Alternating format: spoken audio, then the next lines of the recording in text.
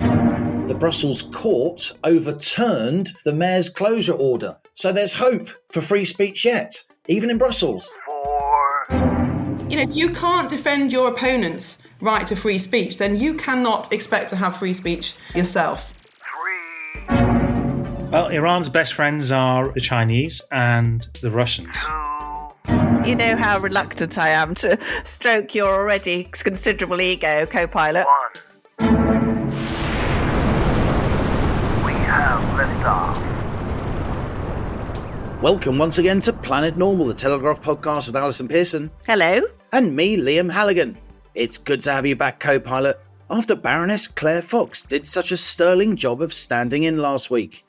And there's so much to discuss, including the Cass report, penned by paediatric physician Hilary Cass, which concluded so-called puberty blocker drugs can exacerbate gender dysphoria problems among young people while leading to long-term physical and mental harm. Already, this report has moved the dial when it comes to the fraught and sometimes baffling debate about gender and identity politics. Then there's the court judgment earlier this week relating to the Michaela School in northwest London. A Muslim student and her mother lost their High Court challenge against a ban on prayer rituals imposed by the Free School's founder and head teacher Catherine Birbal Singh. You've interviewed former Prime Minister Liz Truss, who has a new book out, for the Telegraph, link to that piece in the show notes to this episode. But Planet Normal listeners are about to hear some of what Truss said that you didn't reveal in the newspaper write-up of your chats with her. And then there's Rishi Sunak's smoking ban, which has a long way to go before it gets through Parliament, but has already been rejected by a large share of the Prime Minister's own MPs. Beyond the UK, what does last weekend's unprecedented and shocking attack on Israel by Iran mean for the broader Middle East and the world? We'll be hearing from a British journalist who's lived and worked in Iran over many years. Plus, UK inflation in March was 3.2%, down from the previous month, but still stubbornly high. The resulting delay to interest rate cuts will hit the finances of millions and could also have a big political impact. But before we get to all that, Allison, let's consider what happened in Brussels earlier this week, when Belgian police, at the request of the Brussels mayor, attempted to shut down a political meeting full of elected politicians, with whom the same said mayor largely disagreed. What did you make of that? Absolutely shocking, Liam. I mean, really quite hard to process it. It's so outrageous. In fact, many of these alleged threats to public security who were assembled in Brussels for this national conservatism meeting were some good friends of Planet Normal. And I had gone to interview Liz Truss, as you mentioned, in London, end of last week, and bumped into Professor Matt Goodwin, a very good friend of Planet Normal. And Matt was enthusing about going to this NatCon conference in Brussels and telling me about what they were going to be discussing, strong borders, the immigration crisis, and all sorts of people, academics like Matt, Suella Braverman, Nigel Farage, Hungary's Viktor Orban, properly democratically elected leaders were at this conference, which had to change location 3 times because they were being cancelled wherever they were. And ironically, Liam, the conference was kicked off by a Polish MEP who had suffered censorship and brutality under communism. And he said, oh my God, this is what they're doing to us. Even now, today, this socialist mayor of Brussels trying to clamp down on freedom of speech. I mean, the most egregious example of freedom of speech. And we were lucky enough, Liam, to hear from our friend Miriam Cates, Conservative MP, and Miriam was actually attending or trying to attend that conference when police were preventing delegates from getting out. So just before we started recording Planet Normal, I caught up with Miriam Cates and Miriam told us what happened. So this is a national conservatism conference. It's a kind of gathering for people with conservative views who believe in strong nations and strong national identities and are coming together to discuss the kind of politics and philosophy of that. But when I was on the train over to Brussels yesterday, I became aware from the organisers, and it was all over Twitter, that the third venue that they'd managed to find for this conference was being in the process of being shut down by the local mayor in Brussels and his police force, because I think, in the words of the mayor, he was worried about the dangerous views of these traditionalists, and that the far right, he said, were not welcome. And so in the end, the police tried to make their way into the building, but realised there's not a lot they could do about it, but essentially prevented anyone else from coming in. So people could leave, but they couldn't come back in. And so when I got there, I had to be snuck in through the service entrance behind a bin to make sure that I could get in and deliver the speech, which was on protecting children and keeping children safe. It was absolutely extraordinary to be in Brussels, which of course is the capital of the European project, the whole purpose of which was supposed to be to protect democracy, which of course is founded on free speech and freedom of association. To have that kind of anti-liberal, authoritarian reaction to a bunch of conservatives getting together was just extraordinary. But I think what's even more worrying is the reaction of the left here in the UK, because we can criticise this one mayor who did a very illiberal thing and was put under huge pressure. But what disturbs me is that those on the left in this country have celebrated what happened. Now, of course, we all like to have a go at our political opponents, but the very foundation of liberal democracy is freedom of speech and freedom of association. If you are so frightened of what your opponents have to say that your only option is to shut them down, then it's really worrying. And the claims that the Belgian mayor used were absolutely spurious. You know, the idea of a threat to peace, there were going to be violent protests. I mean, it was absurd. There was no evidence of that whatsoever. You had a bunch of, actually quite young, a lot of the people, attendees there, European conservatives getting together to hear speeches on philosophy, politics, religion. You know, if you can't defend your opponent's right to free speech, then you cannot expect to have free speech yourself. Finally, do you think that there was some inkling there that many of the people at the conference will have strong views? Suella Braverman was there, of course, Professor Matt Goodwin, that will have very strong views about the need for borders and lower immigration to protect the sort of cultures of different countries. Do you think, Miriam, that there's a sense of the European elite getting very, very worried that issues over borders and migration may herald a swing to the right? Yes, I do think they're worried about a swing to the right. And obviously, those kind of conservative views are on the rise in Europe, and probably we'll see a number of conservatives elected at the elections this year. So, yes, of course, they're worried. But I think what's really, really worrying is that they can't see that they are starting to employ the tactics that the EU itself was set up to avoid. So in a way, although obviously it was very frustrating yesterday for the organisers and very worrying, I think it's good that it happened and that it has been exposed. And I think that people can wake up and realise what happens if you start to crack down on free speech. I must say, Allison, I think it's great that you spoke to Miriam Cates. And I'm also glad that Rishi Sunak has come out and condemned the Brussels mayor. It's very clear that free debate and exchange of views is vital, even when you disagree, said Rishi Sunak. And I also think it's interesting that on Wednesday, the day we're recording Planet Normal, the national conference has resumed because the Brussels court overturned the mayor's closure order. Yeah. So there's hope for free speech yet, even in Brussels.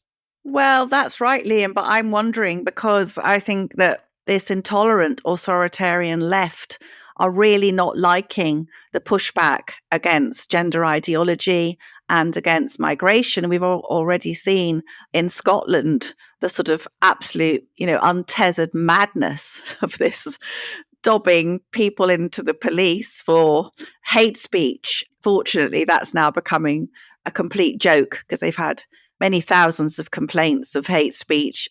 Two things to say for me here. One, Belgium does not have a problem with the far right. Belgium has a problem with Islamist extremism.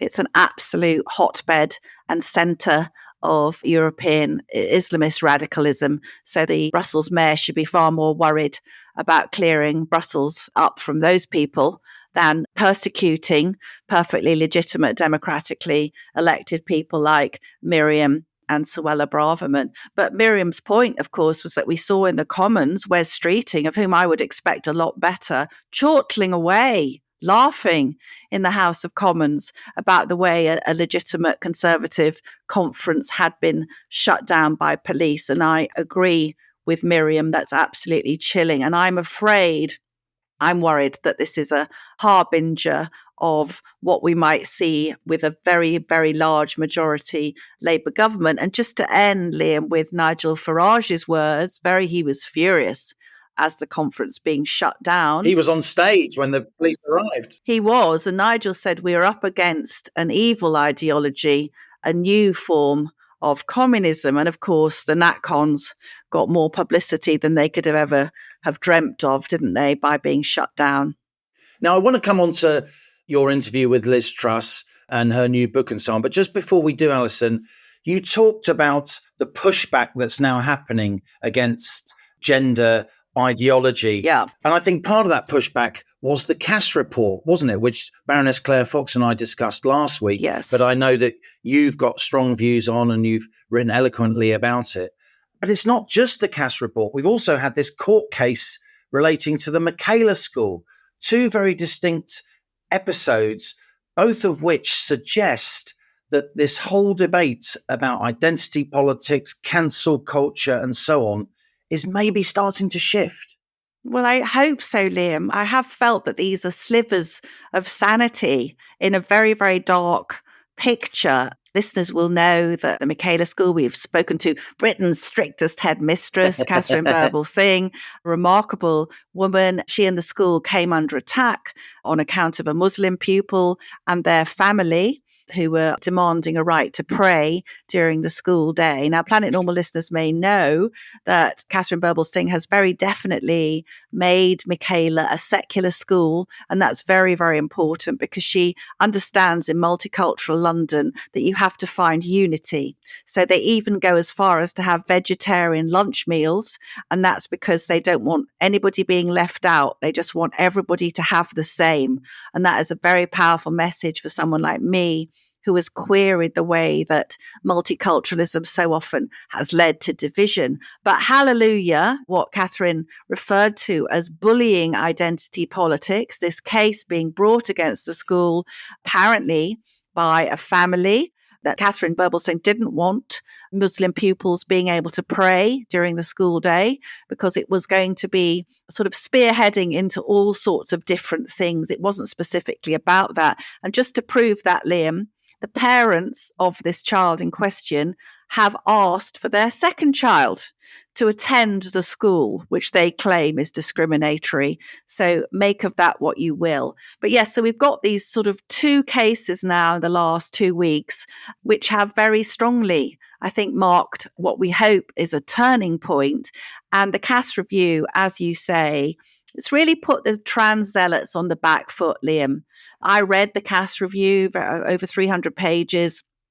In a quietly devastating way, this very rational, mild-mannered paediatrician has spiked their guns. Cass was damning about puberty blockers, unevidenced treatment for children, damning about the way that therapists, we've had James Essers on the programme, concerned parents, campaigners like Helen Joyce, they've been shut down, cancelled, lost their jobs.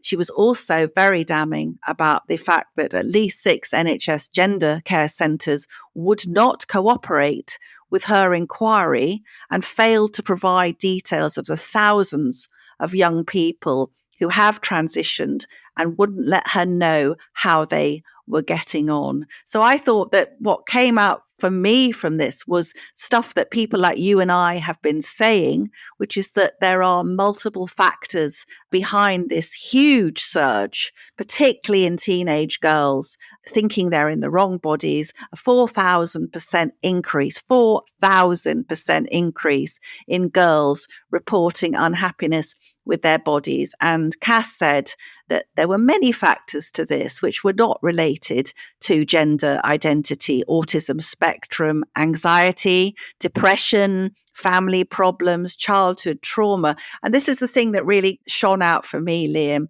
Young girls being exposed to hardcore pornography, which makes their reluctance to become women all too clear why that is. And I personally believe that you can map on the rise in these so-called trans kids, absolutely bang on to the rise of social media.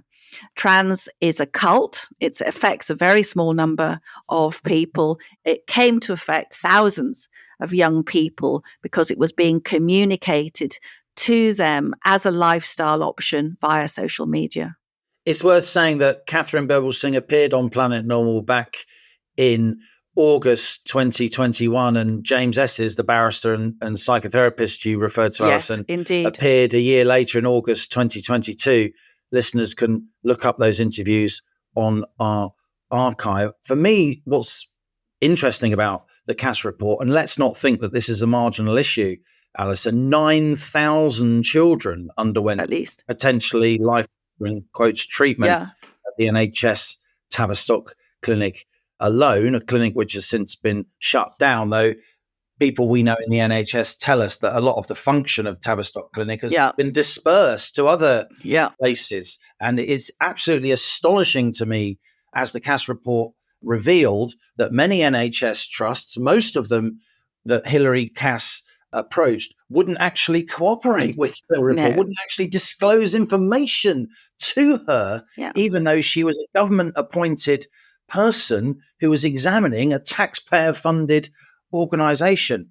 Quite astonishing to me. And then I think there's the other point on Cass, just before we come on to Liz Truss, that the reaction to Cass has been very interesting, because it seems to be this report, because it is authoritative, because it is by a person who is seen to be credible, this report is now providing cover for a lot of people who have failed to speak out about these issues at all. It's been brave people who have spoken out, not least women like Kathleen Stock, like Rosie Duffield, Helen Joyce, Julie Bindel, you, Maya Forstater.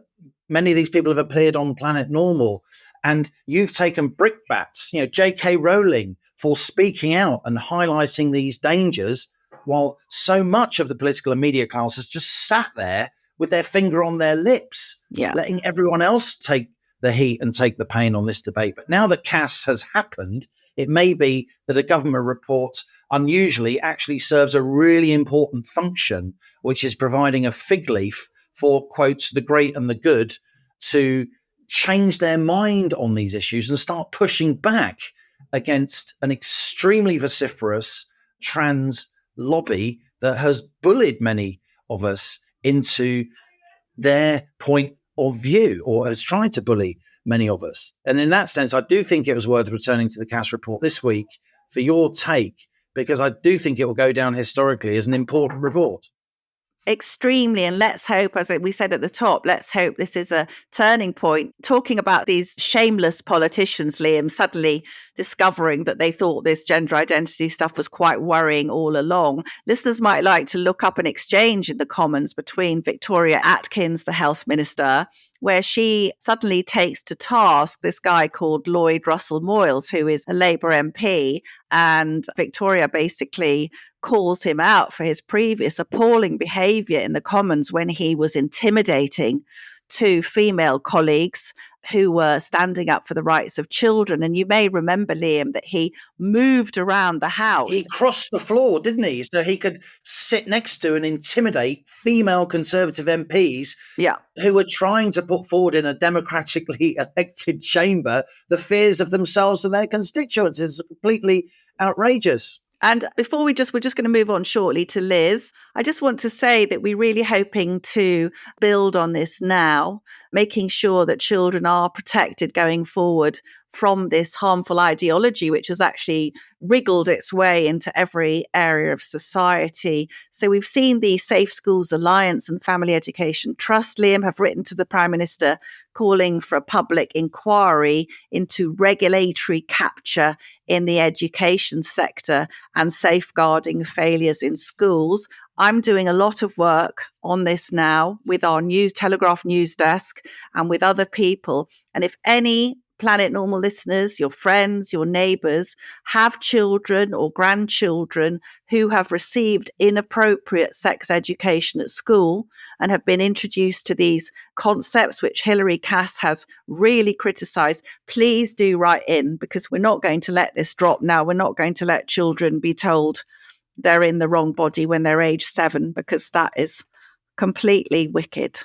That's encouraging, Allison, and best of luck with that work, which, of course, we'll be discussing in the weeks and months ahead on Planet Normal. So let's move on to the former Prime Minister, Liz Truss. She has written a book, 10 Years to Save the West. And I have to say, she's managed to make a bit of a media splash with it, hasn't she? Not least in the Telegraph.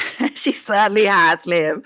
I'm slightly reeling from it because Liz Truss is quite a divisive figure, as I'm finding out. Personally, I think she's rather brave, but I know lots of people think she's foolhardy and so on. I mean, I see her as having challenged the cowardly consensus, really. But it is an interesting book. And I did spend a couple of hours, and she was very, very generous with her time, talking to me about what she felt had gone wrong. Overall, the book is positing this theory that liberals in the West have become too comfortable and complacent and are not taking our enemies seriously enough. And she makes some very strong points about that. You know her better than I do. It strikes me that one of the reasons I wanted to write a fair piece, okay, it wasn't an obsequious piece, it was a fair piece, giving her a fair hearing. And it strikes me that this, Liz Truss crashed the economy, Liz Truss, put my mortgage up. I just felt that lacked nuance. I mean, she became an easy pantomime figure. In the last few days since the book came out, we've seen particularly male political commentators being horribly mocking and unpleasant, really unprofessional and disrespectful. She's the fall gal. It's like real Punch and Judy stuff, and it makes me uncomfortable. But what do you think? Did Liz Truss crash the economy?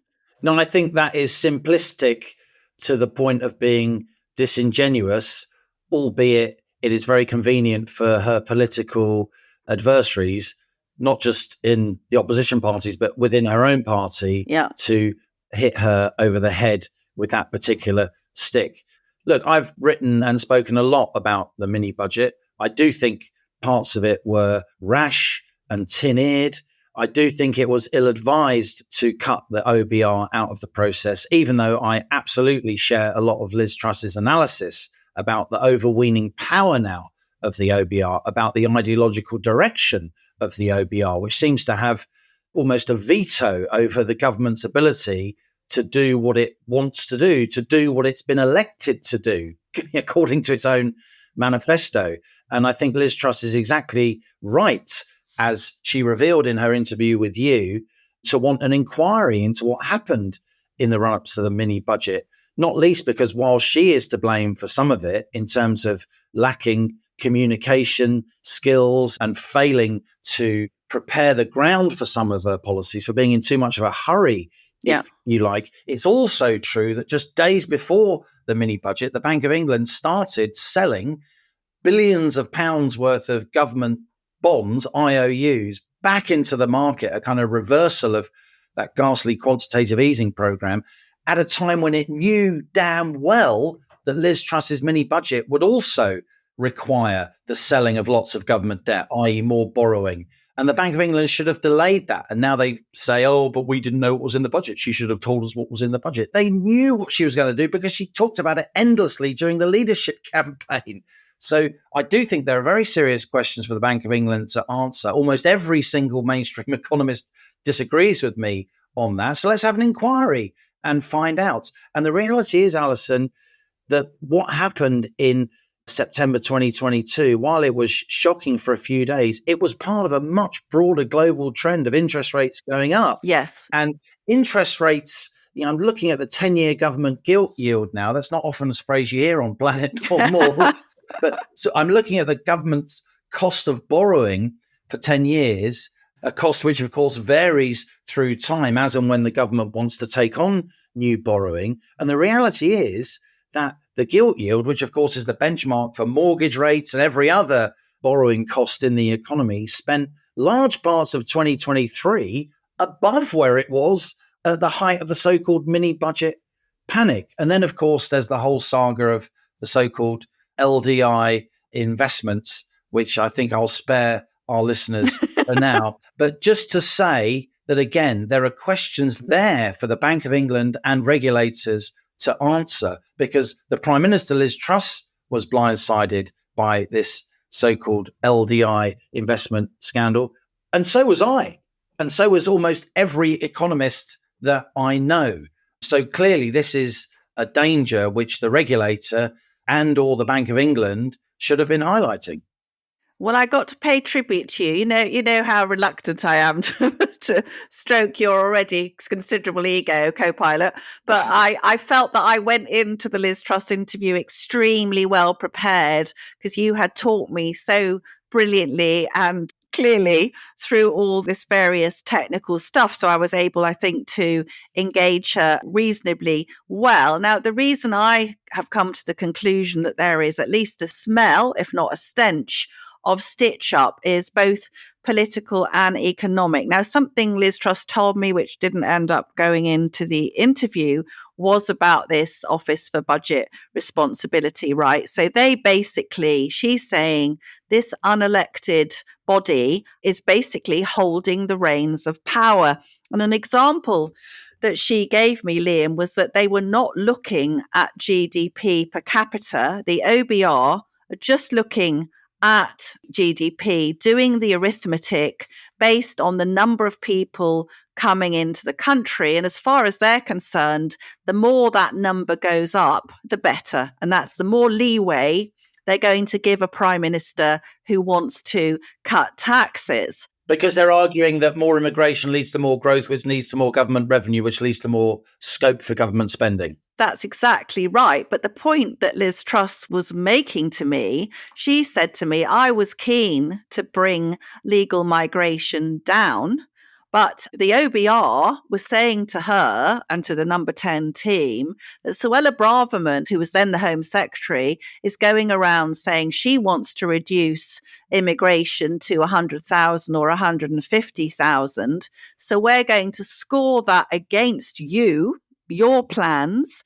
So Liz Truss and Kwasi Kwarteng was saying to them, well, how much notional growth will you give us if we say we're starting fracking, which was their promise? 0, right? Okay, so how many billions will you give us if we say we're going to have a major house building program?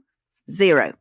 So what they are saying is, Liz said to me she was gobsmacked that legal migration was 600,000.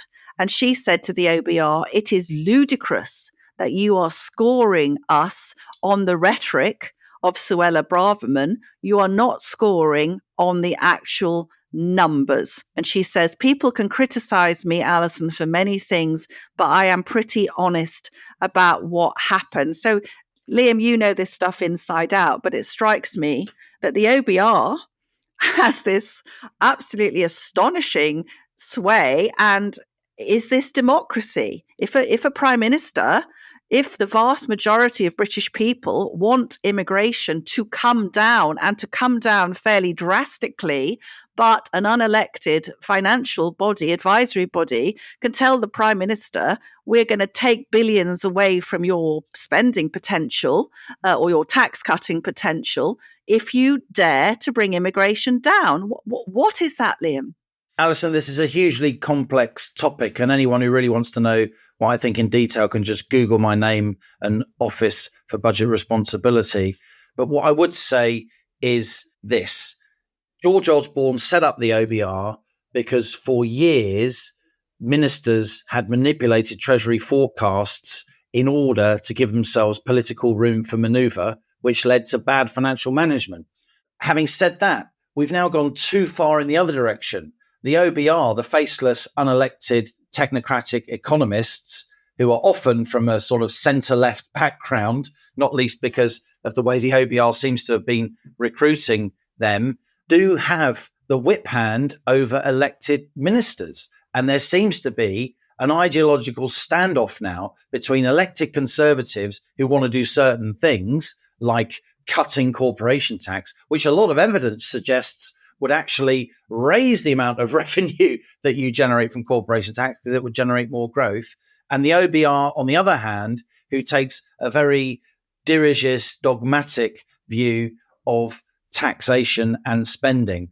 I do think there is now a standoff between Conservative politicians who may want to cut taxes in order to generate growth and the OBR, on the other hand, who is really reluctant to recognise that tax cuts themselves may lead to more growth and more revenue. That is a view, that is an opinion, that is something which The historic evidence is mixed on that, though I would say the historic evidence is largely on the side of those who say that lower taxation leads to more growth. I mean, look at America, one of the least taxed economies in the Western world, and it's growing at 2.5%. And that's a trend that has held over many years, even decades. So I do think the OBR is ripe for reform, but I can't see that happening under Labour.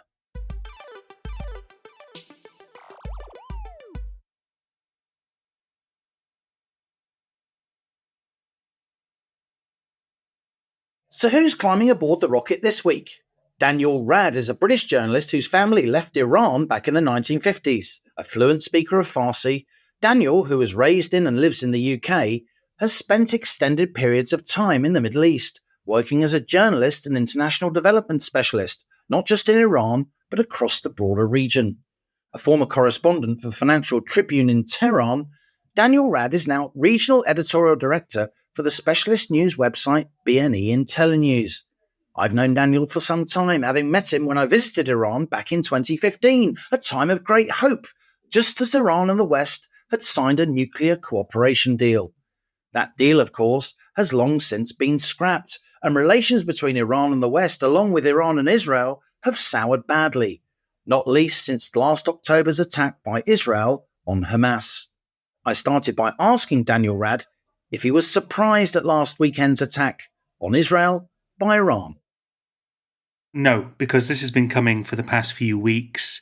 Iran, the embassy it has in Damascus, was hit by an alleged Israeli missile. Israel didn't claim that it hit them, but it took out the entire building and several senior Revolutionary Guard commanders with it. The Iranians promised a response and ultimately were egged on by certain hardline elements within the regime that said if they didn't do a response, even the wider Iranian public was becoming increasingly critical of the regime's lack of response to the attack on Damascus, that they had to do something. However, the attack on Israel wasn't a surprise. They gave everybody, including the US, and I assume the Israelis by extension, 72 hours notice to say that they were doing so. And the flight tracking data across the region was cleared well in advance of the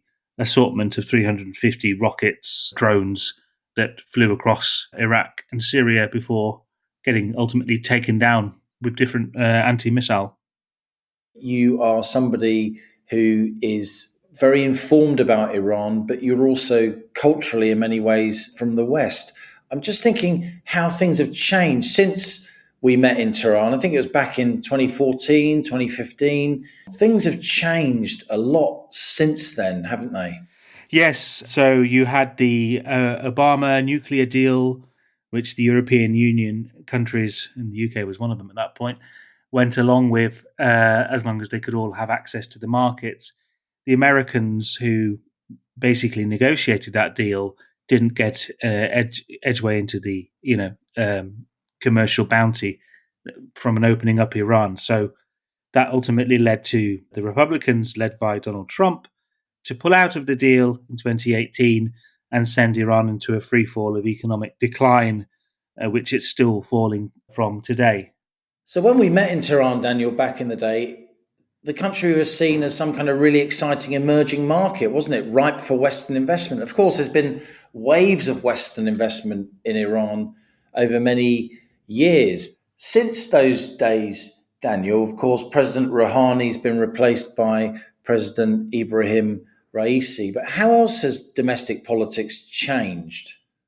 Yeah, so the country has become more hesitant to deal with the West. The hardliners were proved, in their mind, correct that dealing with the West and America was a fool's errand. And, they warned from day one that America will go back on its end of the deal. And so they have effectively, that side of the country, taken over control of pretty much all aspects of administration of Iran, from the parliament, which has had a very poor turnout at recent parliamentary elections, to the presidency, whose tipped to be the next supreme leader if he gets his way, and to the judiciary, which has become increasingly hard. And again, recently stepped up efforts to try and deal with women who don't wear hijab. And as 2022 reminds us, the Mahsa Amini protests, the country is preparing a counter move against another protest movement, by the looks of it. How does it feel when you look at, partly the country where you're from, and you see that women are being jailed for protesting when they want to take off the veil, as it were? Yeah, I mean, it's disappointing. The economy over there is doing so poorly. The demographics are looking pretty weak. Emigration continues to bleed the country of its best people, and all look for different ways out, whether they're trying to cross the English Channel or get visas legally to Canada or Australia or wherever. The situation of the country has become incredibly bleak in recent years, and the currency has collapsed probably 80-90% in the past year. The spending power of people has dropped. It's $110 a month for the average salary, the average worker. The situation out there looks bleak, and especially, both men and women, many are just looking for a way out. What do you think the future is of relations between Iran and the West, and indeed Iran and Saudi? Because for non-students of the Middle East, unlike you, we need to remind ourselves that whereas Saudi is the biggest Sunni nation, Iran is the biggest Shia nation, and the two main parts of Islam don't always see eye to eye, do they? No, indeed. And when you look at their relations over the past few years, the Iranians, they talk about the sanctity of their embassy. They quickly forget that they've attacked several embassies in recent years, including the British embassy in 2011, in Tehran, when hordes of revolutionary students, as they called them at the time, climbed over the gate and the fences and wrecked the place and set fire to the visa office, basically shutting down relations between the countries for several years, until last year when the Chinese brokered a deal secretly, without, I think, the Western knowledge.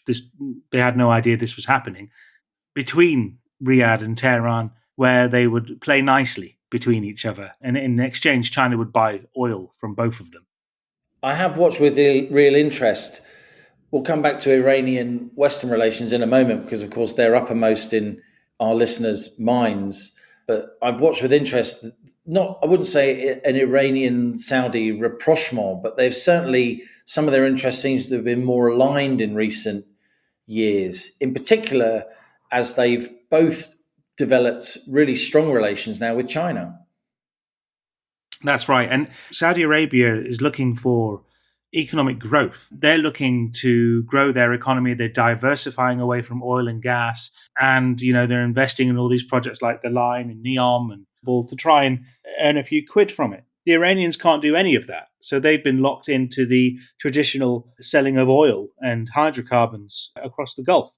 Between the two of them, Saudi Arabia is moving off into a mass development situation. Iran is, trucking along, doing the same thing it's been doing for the past 40 years. While you write very authoritatively, Daniel, about the whole region, the whole of the Middle East, clearly uppermost in your mind is the Iranian-Western relationship. Where's that going? Yeah, so the relations with the West are still weak. I was just thinking about the embassy in Damascus, and I was there outside by complete coincidence when the British embassy was raided by the Revolutionary Guard. And, relations have been poor for many, many, many years, and they don't seem to be improving. When you look at Iran's relation with America, it sends messages through the Swiss and the Omanis and the Qataris, but it doesn't really see a way forward with, dealing with the West. What could relations be? I mean, maybe it's churlish to speak about such a time of acute danger and conflict and outrage, but what could relations be like? There could be a big change in relations if certain things were, agreed from their perspective. The Islamic Republic doesn't seem to be going anywhere fast. And, that's one of the things that a lot of people always misjudge about that country. It doesn't appear to be on the brink of collapse in any way, shape or form. They have a growing security industry. They have, as they've shown, they have rockets that they can lob towards Israel all of a sudden. They are taking oil tankers and back to shore in the Persian Gulf. The security of the Persian Gulf is tied to their security. And they feel like they're rounded upon by everybody else. How likely is it, Daniel, I've got to ask you this, if this situation escalates, that the Iranians could close or hinder shipping through the Straits of Hormuz, which is, of course, as you know well, the gateway to the Persian Gulf. Iran dominates the northern coast of that gateway into the Persian Gulf. And there have been fears that just as Iranian proxies, Houthis, are making life difficult for shipping going through the Red Sea to the Suez Canal, that Iran itself could do something even more serious in terms of global flows of oil every day, blocking the entire route into and out of the Persian Gulf itself. Iran could do that, and they have threatened repeatedly over the past few years to do that if they were pushed into a corner. This week they've taken that tanker, which is believed to have been owned by an Israeli company or Pearson. Yeah, it was attacked by Iranian drones, wasn't it? And they've done that several times over the past year with many, many different flagged ships. And, their little speedboats going across the Persian Gulf and the Hormuz Strait and all these kind of things is, a bit of a teaser to say that we could do this on a much bigger scale and that, if there's an all-out war. And it is actually a very worrying thing because, as we found out from the Houthis in Yemen, which are obviously, if not, supported by Iran, and I don't think they're directly controlled by them, but they have aligned policies, they can cause absolute havoc across the shipping lanes. Obviously, you watch the Middle East very closely. You spend a huge amount of time in the Middle East. What do you think is going to happen now with Iranian-Israeli relations in particular as the world watches? As you say, the Iranians have shown if they want to close the Straits of Hormuz, they can. And they've shown with this strike on Israel, do you think that was a warning as well? Yeah, it was a test. It was a test run. And you got to see it like that. And I'm sure they see it like that. I'm sure there's intelligence people from many different countries all assessing how effective an Iranian attack on Israel could be. And I'm sure the Israelis are also doing that right now. And the Israeli defense minister recently said that they will respond in kind because it's, they have to do that now because Iran said they had to do that. So we could see this conflagration growing very, very fast. And that's the fear that everybody has, including the Americans and the Brits, who do not want to see this grow any further as quick as it is. Do you think there's a new world order now, Daniel? And if there is, what role does Iran play in it? And who are Iran's best friends now? Well, Iran's best friends are the Chinese and the Russians. They see their neighborhood as their surest far way to, continue to rule that country and to, have an economy that won't be sanctioned because they can barely do any business with Western countries.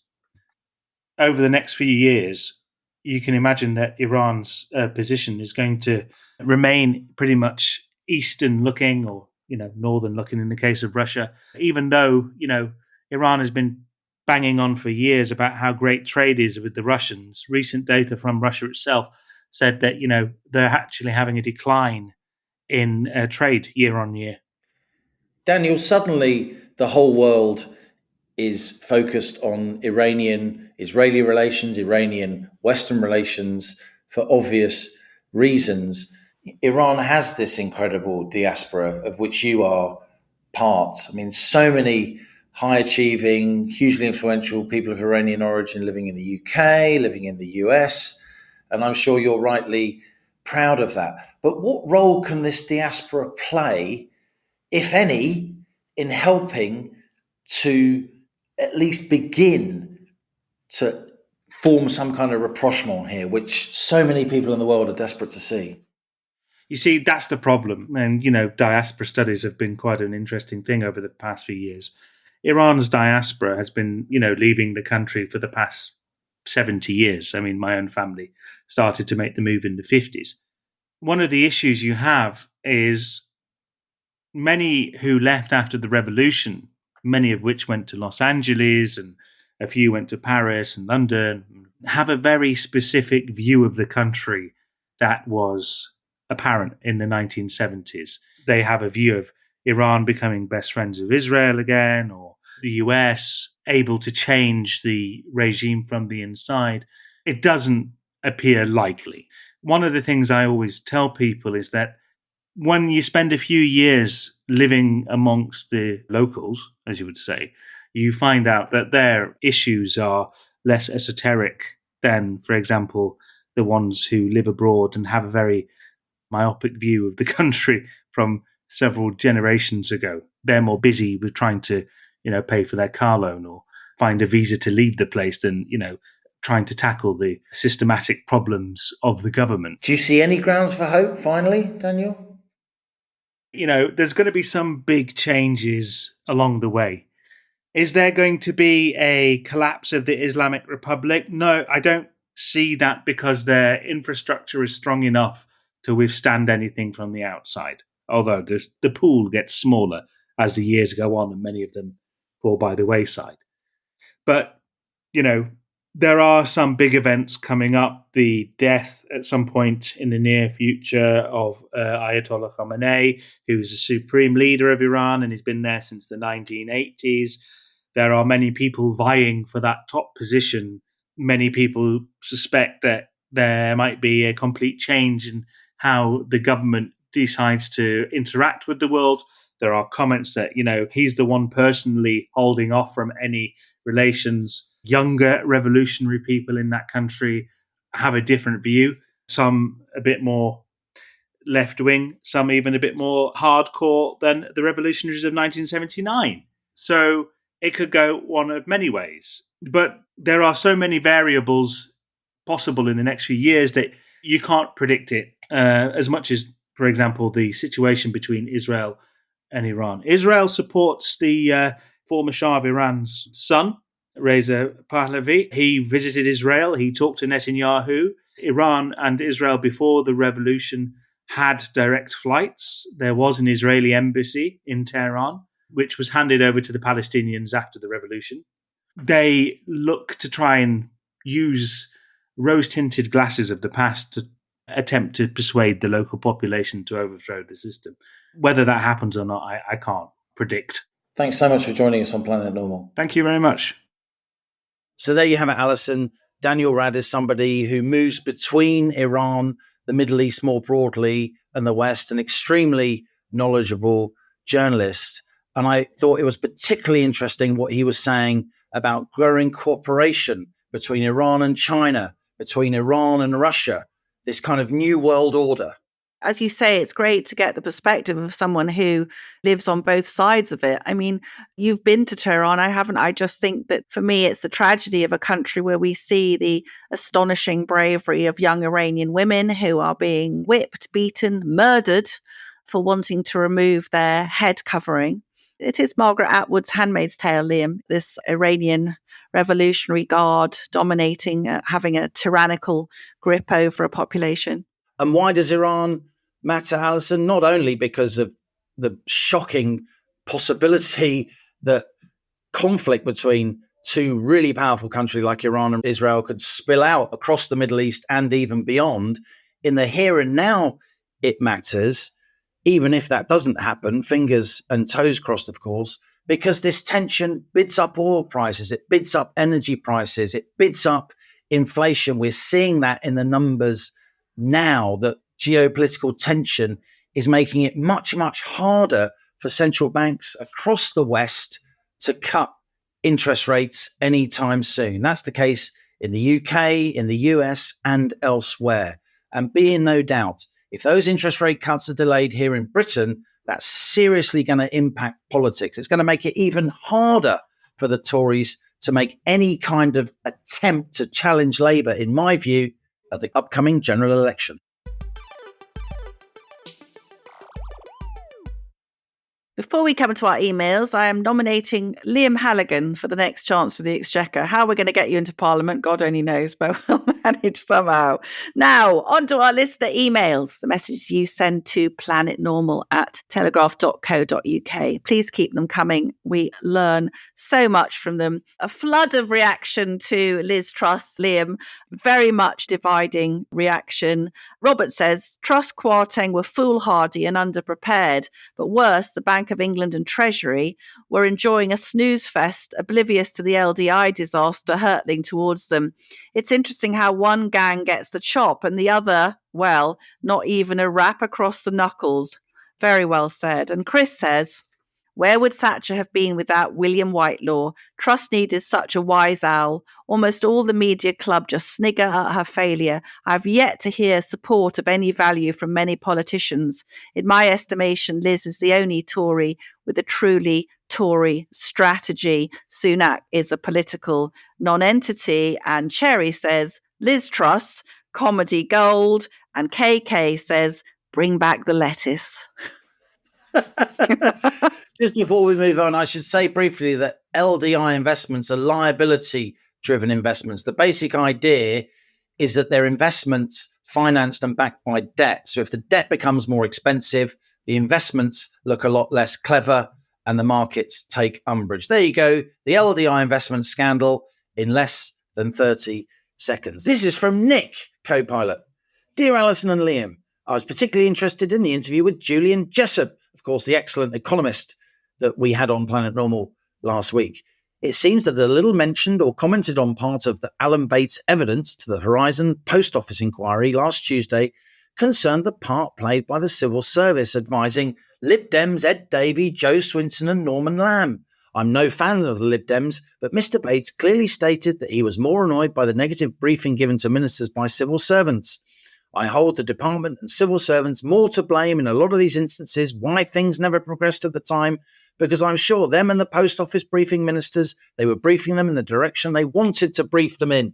I'm sure that our lack of progress followed Brexit and in so many other areas of government policy is totally because the blob do not want the government to succeed. So civil servants oppose the direction of travel. It's time to bring these people to account. The UK should introduce the system used in the US. The government must bring in people to be responsible for implementation of policy supported by the lower graded civil servants. Mandarins have long outlasted their usefulness, says Nick. Best wishes and keep up the good work. I've told so many people about your podcast. Nick, that is actually, you'd maybe horrified to learn that you're just basically singing from the Liz Truss hymn book. And finally, another Nick. Overjoyed, says Nick. Dear co-pilots, that was my reaction on hearing that Michaela's policy against praying in school had been endorsed in the High Court. But, of course, the next stop will be the Court of Appeal, followed by the Supreme Court. Certainly a time to show solidarity with the great Catherine Birbalsingh and her dedicated staff. Frankly, I cannot see that coming from Westminster. Nick says, P.S., much as I admire Claire Fox and appreciate her contribution to the debate, I missed you, Allison. I presumed you were tending the cat. How right you are. How right you are.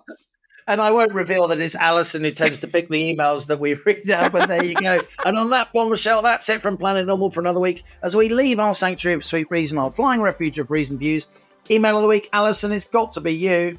It's going to be to the Nick, not the Nick who was very kind to me, but the Nick who spoke very brilliantly about Julian Jessup and rightly highlighting Alan Bates's very good point about the slothful civil service, which did so much to harm post office employees. So there you go. If you are that Nick, email us at planetnormal@telegraph.co.uk and put in the subject heading of your email mug winner and send us your postal address.